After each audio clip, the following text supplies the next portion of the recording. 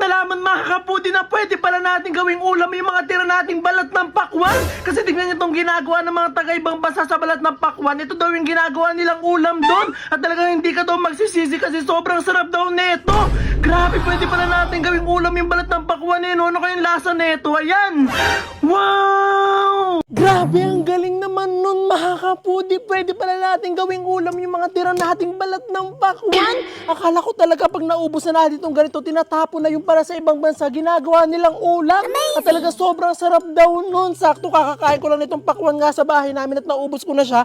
Itatapon ko na sana siya sa basuran. Tapos nakita ko pa yun sa TikTok. So gawin nga natin yun at titignan talaga natin kung masarap yun, kung talagang pwedeng gawin niya nga siyang ulam. So tara na, sakto wala pa kaming ulam ngayong hapunan.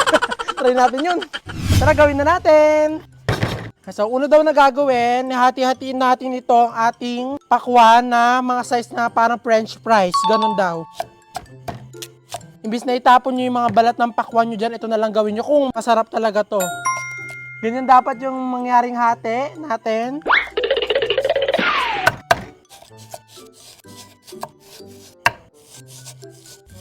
Ayan. So, mukhang okay na nga yung ganito karami. Marami-rami na rin siya. Ayan. Maglalagay naman tayo ng asin.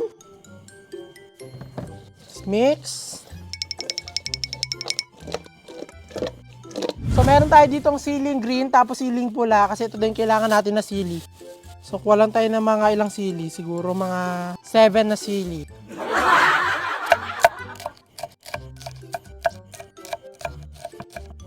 Ito na okay na itong ating siling pula.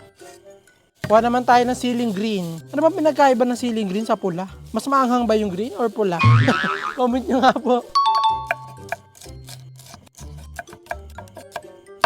Amazing! Life hacks.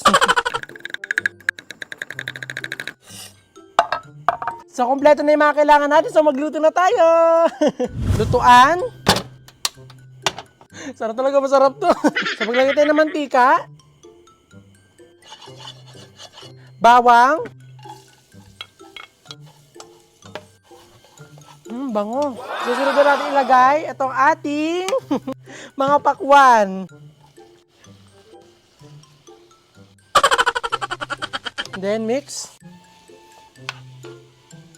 Sili.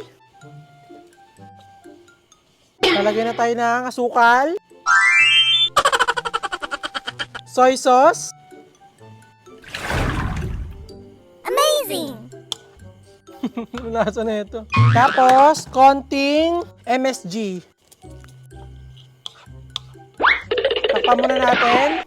Wait na lang natin yan, tapos okay na daw. Ano kaya lasa niyan? So, ito na, mukhang okay na nga ito. Tchanin! Uy, sabi mo ang sarap niya. Amazing! Tapos, isalin na natin.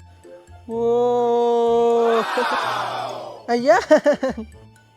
Tchanin! Amazing! So, ito na ang ating ulam na gawa sa balat ng pakwan. So, tikman na nga natin to. Tingnan natin kung masarap. So, let's go! So, ito na, the moment of truth. Kung anong lasa niya. Ito na! And 1, 2, 3.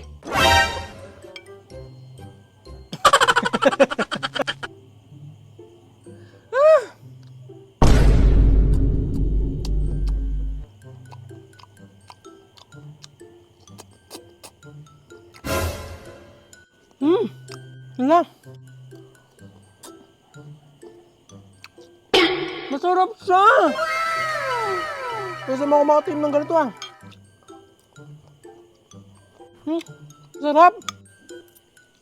Amazing! Anghang. Habang patagal na patagal pala pa, anghang na panghang.